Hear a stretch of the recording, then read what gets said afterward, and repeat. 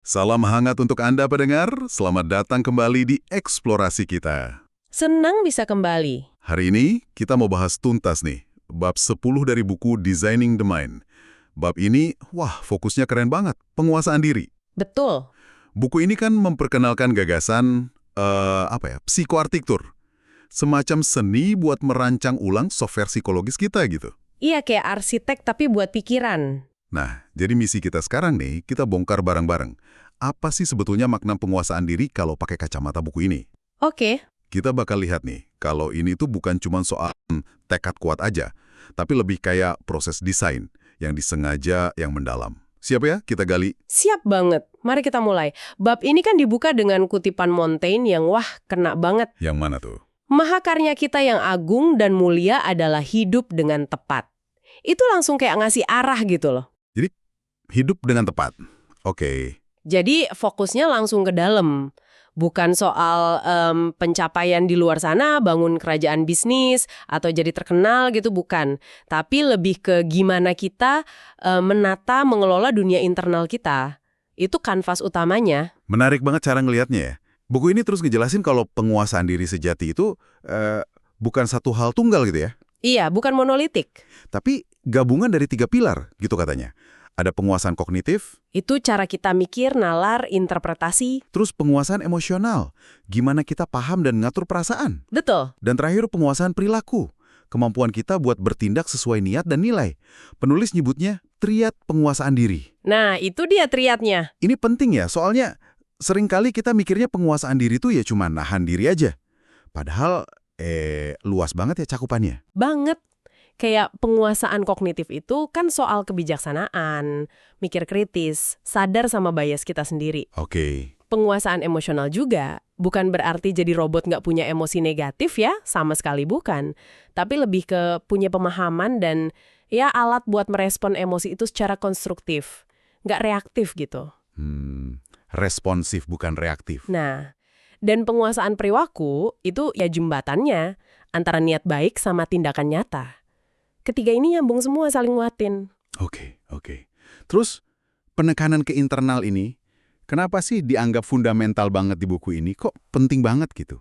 Karena gini, seperti yang ditekankan banget di teksnya, dunia eksternal itu ya sifatnya sementara, fana. Nggak pasti ya? Iya, kekayaan bisa hilang, status bisa naik turun, hubungan aja bisa berakhir kan. Tapi arsitektur psikologis Anda, cara Anda mikir, merasa, bertindak, nah itu satu-satunya aset yang nemenin Anda seumur hidup. Aset seumur hidup. Makanya penulis ngelihat para pemikir hebat sepanjang sejarah, Buddha, filsuf Stoa kayak Marcus Aurelius, Epictetus, terus ada Confucius, Lao Tzu dari timur, bahkan Descartes, Nietzsche dari barat, semuanya tuh dengan cara masing-masing ya, nyampe ke kesimpulan yang mirip-mirip. Apa tuh kesimpulannya? Mereka itu para pengoptimal perangkat lunak pikiran, bukan cuma pengoptimal keadaan luar. Mereka sadar banget kalau kekuatan sejati itu bukan di ngendaliin dunia luar yang seringkali di luar kuasa kita kan? Betul. Tapi justru di menguasai respons internal kita sama dunia itu. Ambisi mereka tuh ya menaklukkan diri sendiri, bukan dunia. Jadi, investasi ke software internal ini ibaratnya taruhan jangka panjang yang paling aman dan paling berharga buat Anda ya pendengar. Nggak peduli kondisi luarnya lagi kayak gimana. Persis, dan ini nyambung ke poin penting berikutnya. Bab 10 ini secara khusus nyebut 2 kelompok pendengar atau pembaca ya. Oh iya? Siapa aja tuh? Pertama, Anda yang mungkin ngerasa belum mencapai sukses versi standar luar, kayak jabatan tinggi, terkenal, gitu-gitu. Oke, kelompok pertama. Kedua, Anda yang justru ngerasa udah di puncak sukses eksternal itu. Nah, pesan utamanya sama buat dua-duanya, jangan pernah nyamain atau ngukur nilai penguasaan internal Anda pakai meteran pencapaian eksternal. Keduanya itu beda dimensi. Wah, ini menarik. Oke, kita bedah yuk. Buat yang kelompok pertama, yang mungkin lagi ngerasa gagal atau ketinggalan di perlombaan luar, apa pesan khususnya dari buku ini? Yang sering banget muji-muji pencapaian materi atau status, itu jadi nentuin nilai diri Anda. Jangan kebawa arus ya. Iya, penulis ngingetin, banyak banget loh orang yang hidupnya secara eksternal susah, bahkan mungkin mengerikan, tapi justru mencapai level kebijaksanaan sama integritas internal yang luar biasa. Di sini nih kutipan dari Solzhenitsyn jadi relevan banget. Yang tahanan gulag itu ya? Betul, dia nulis dari pengalamannya di kamp kerja paksa Soviet, Dia bilang, kira-kira gini, makna keberadaan di bumi bukanlah kemakmuran, tapi pengembangan jiwa. Dalam banget. Pengembangan jiwa. Artinya, dalam kondisi apapun, proyek pengembangan diri, ngasah bijaksana, nguatin integritas, latihan nguasain diri, itu selalu bisa jalan dan punya nilai yang nggak bisa dibeli. Fokus aja ke apa yang bisa Anda kendalikan, kualitas pikiran dan karakter Anda. Itu perspektif yang kuat banget sih. Apalagi kalau keadaan luar lagi nggak enak atau rasanya di luar kendali ya. Nah, terus gimana sama kelompok kedua? Anda yang mungkin udah sukses banget secara eksternal. Ada jebakan apa nih yang perlu diwaspadai? Nah, buat yang udah sukses di luar, ada 2 bahaya utama yang disorot buku ini. Pertama, jebakan kepuasan diri. Ngerasa udah nyampe, itu bisa bikin orang malas tumbuh lagi secara internal. Jadi stagnan gitu ya. Bisa jadi. Jadi kurang reflektif, kurang kritis ke diri sendiri, berhenti ngasah softwarenya. Bahaya kedua, ini lebih serius. Potensi korupsi karakter. Maksudnya? Kalau sukses luar itu nggak diimbangin sama fondasi internal yang kuat, integritas, rendah hati, bijaksana. Nah, kekuasaan atau kekayaan itu malah bisa ngerusak. Wah, sejarah penuh banget kan contohnya? Iya juga ya. Jadi sarannya buat kelompok ini apa dong? Sarannya, lihat sukses eksternal itu bukan garis finish, tapi anggap aja sebagai platform atau titik awal buat ngerjain pekerjaan yang sesungguhnya. Pekerjaan sesungguhnya. Iya, yaitu ngoptimalin pikiran dan karakter. Pakai sumber daya atau pengaruh yang mungkin datang dari sukses itu buat memperdalam kebijaksanaan, nguatin integritas. Penulis ngedorong kita buat geser kekaguman kita. Jangan terlalu silau sama orang cuma karena pencapaian luarnya aja. Terus kagum sama siapa? Kagumilah mereka yang nunjukin kehebatan pikiran, ketangguhan karakter, sama penguasaan diri. Nggak peduli kondisi luarnya gimana. Itu sukses yang lebih sejati dan tahan lama. Ini benar-benar geser fokus yang lumayan radikal ya dari yang biasa kita lihat di masyarakat. Nah, buku ini juga ngenalin konsep lawan dari penguasaan diri. Bukan cuma lemah atau nggak mampu, tapi istilahnya lebih kuat. Perbudakan diri atau self-enslavement. Maksudnya apa nih? Perbudakan diri itu gagasan kalau tanpa usaha sadar buat nguasain diri, kita itu secara default jadi tawanan dari program bawaan pikiran kita. Tawanan program bawaan. Iya, ini termasuk bias-bias kognitif yang bikin cara mikir kita melenceng, terus reaksi emosional otomatis yang seringnya nggak pas atau nggak bantu, sama dorongan dan perilaku impulsif yang malah nablak tujuan jangka panjang kita. Jadi kita kayak diperbudok sama mekanisme internal yang kita nggak paham atau nggak kendalikan. Kita jadinya reaktif bukan responsif. Jadi ini bukan cuma kiasan filsafat ya? Tapi ada efek nyatanya gitu. Banget. Penulisnya bahkan ngajuin hipotesis yang cukup berani dan didukung beberapa riset yang dikutip bahwa banyak perilaku destruktif di dunia ini yang sering kita cap jahat atau buruk secara moral, itu akarnya bisa dilacak ke kekurangan di salah satu atau lebih area triad penguasaan diri tadi. Wah, ini bukan buat maafin ya, tapi buat paham akarnya gitu ya. Tepat, buat paham mekanisme dasarnya. Bisa kasih contoh nggak? Gimana kurangnya penguasaan di tiap area triad itu bisa muncul negatif menurut buku ini? Tentu. Misalnya di area penguasaan perilaku, kurangnya kontrol impuls, nggak bisa nunda kepuasan, itu secara jelas dikaitin sama risiko perilaku kriminal yang lebih tinggi. Oh ya, ada datanya. Ada. Salah satu studi jangka panjang yang disebut di bab ini nemuin korelasi kuat. Anak-anak yang tingkat kontrol dirinya paling rendah itu punya kemungkinan jauh lebih tinggi, disebut angka spesifik 40%, pas usia 32 buat punya catatan kriminal nantinya dibanding yang kontrol dirinya tinggi.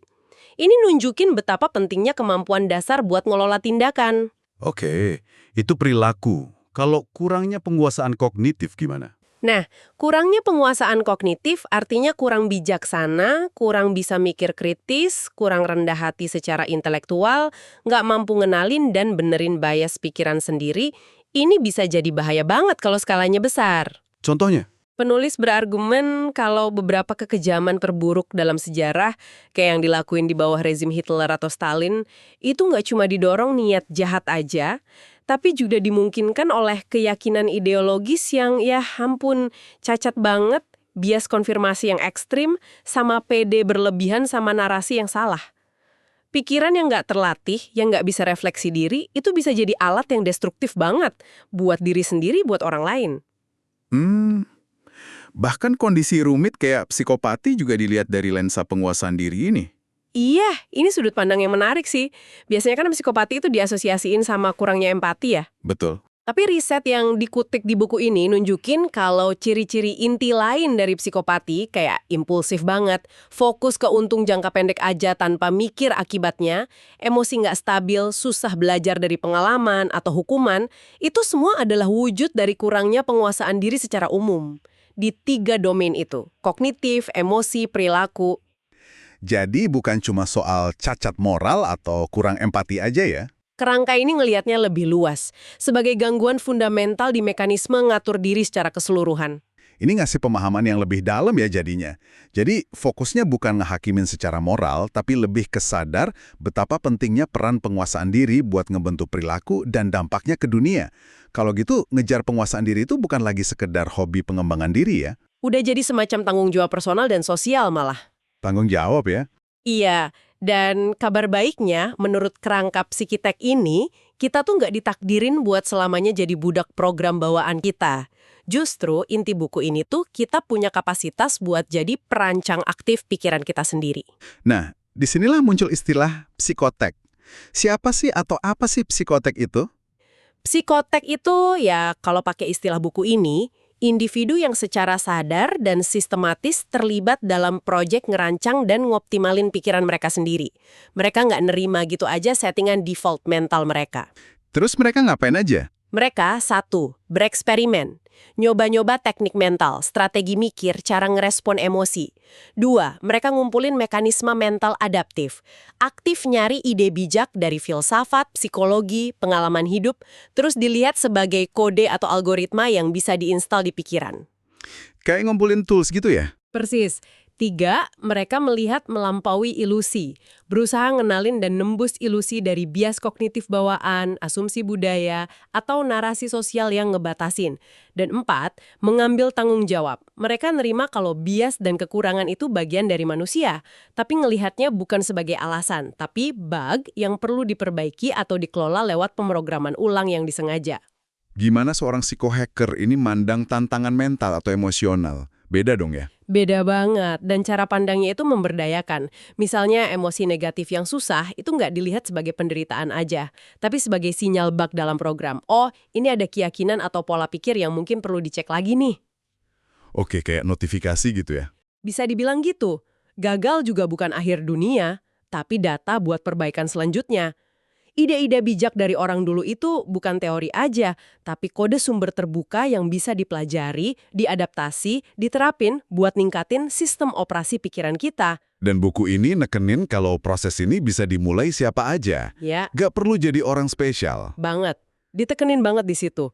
Satu-satunya penghalang yang benar-benar nggak bisa diatasi buat jadi positek ini, kata penulisnya, ya kegagalan buat mulai sama sekali. Justru gak mulai itu penghalangnya ya? Iya.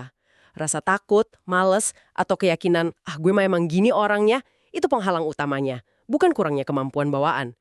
Prosesnya mungkin gak gampang, tapi selalu mungkin buat dimulai. Terus gimana rasanya ngejalanin proses ini? Buku ini menggambarinnya sebagai sesuatu yang memuaskan gitu nggak? Sangat. Digambarin sebagai salah satu usaha paling memuaskan yang bisa dilakuin manusia. Coba Anda bayangin deh, rasanya pas berhasil ngenalin satu keyakinan inti yang udah bertahun-tahun ngebatasin Anda, terus secara sadar Anda ganti sama yang lebih berdaya. Wah, pasti lega banget ya. Atau pas berhasil ngubah pola reaksi emosional otomatis yang ngerusak, jadi respons yang lebih tenang dan bijaksana. Setiap upgrade kecil di software internal ini, rasanya kayak ngebuka level baru di permainan hidup. Ini ngasih rasa punya kendali, perspektif lebih luas, dan akhirnya semacam ketak terkalahan internal, kemampuan buat tetap teguh dan efektif walau di luar lagi gonjang-ganjing. Ini visi yang menarik banget sih soal potensi manusia. Di bagian akhir bab, kayaknya ada sedikit kritik ya ke arah budaya modern kita. Benar, ada semacam peringatan soal kesenjangan yang makin lebar antara kemajuan teknologi dan skill eksternal kita sama pengembangan kebijaksanaan internal. Kita bisa bikin teknologi canggih banget, tapi seringnya kurang dewasa secara emosi dan kognitif buat makainya secara bijak. Kesenjangan ini dianggap bahaya. Iya juga ya. Terus, Ada juga kritik soal gimana banyak teknologi modern bukannya dirancang buat ningkatin kesejahteraan sejati dan penguasaan diri, malah seringnya dirancang, sengaja atau enggak, buat nyiptain kecanduan baru dan ketergantungan yang justru ngejauhin kita dari tujuan penguasaan diri. Jadi malah kontraproduktif ya. Jadi pesan utamanya bukan sekedar daftar tips dan trik gitu ya. Jauh di atas itu, ambisi utama bab 10 dan buku ini secara keseluruhan bukan cuma ngasih Anda manual teknis. Yang lebih penting, tujuannya itu nanemin pola pikir psikoarsitektur itu sendiri. Pola pikirnya ya. Ya, ngedorong Anda buat jadiin pengembangan sadar software pikiran Anda sebagai prioritas utama dalam hidup. Proyek seumur hidup yang paling berharga. Panggilan terakhirnya jelas banget dan memberdayakan. Sadari kekuatan yang Anda punya buat ngebentuk ulang lanskap internal Anda. Anda bukan cuma penghuni pikiran Anda. Anda bisa dan seharusnya jadi arsiteknya. Luar biasa. Jadi kalau kita rangkum nih, inti dari penelusuran kita di bab 10, Designing the Mind ini. Penguasaan diri itu sebuah proyek desain. Aktif, sadar, terus-menerus. Betul. Melibatkan 3 area penting, kognitif, emosional, perilaku, dan ini jadi fondasi sejati buat hidup yang dijalani dengan tepat, jauh melampaui sekedar sukses di luar atau ngandelin kemauan sesaat. Ini soal jadi arsitek buat dunia internal Anda. Persis. Dan sebagai penutup nih, mungkin ada satu pertanyaan reflektif buat Anda bawa pulang yang terinspirasi dari semua obrolan kita ini. Mengingat kalau software pikiran Anda itu satu-satunya aset yang benar-benar nemenin Anda seumur hidup dan Anda punya kapasitas buat merancangnya, Oke. optimasi spesifik apa, sekecil apapun itu, yang bisa Anda mulai rancang atau terapkan hari ini dalam cara Anda berpikir, merasa, atau bertindak, yang bakal bawa Anda selangkah lebih dekat ke versi diri Anda yang paling bijaksana, tangguh, dan berintegritas. Sebuah pertanyaan penting buat direnungkan ya. Terima kasih banyak udah menyimak pembahasan mendalam kita kali ini. Sampai jumpa di eksplorasi berikutnya.